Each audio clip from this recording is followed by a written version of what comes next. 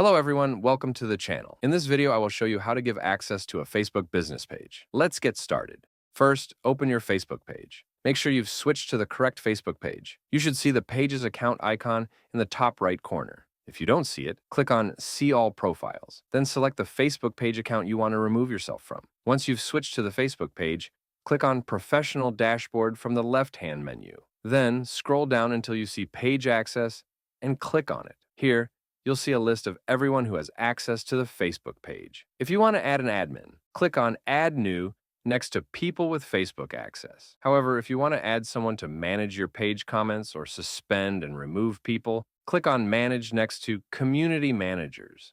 For now, I'm going to click on Add New next to People with Task Access. Then, click Next. In the box that appears, type the username or email address of the person you want to give access to. From there, you can easily assign the desired level of access to the user. Enter your Facebook password and click Confirm.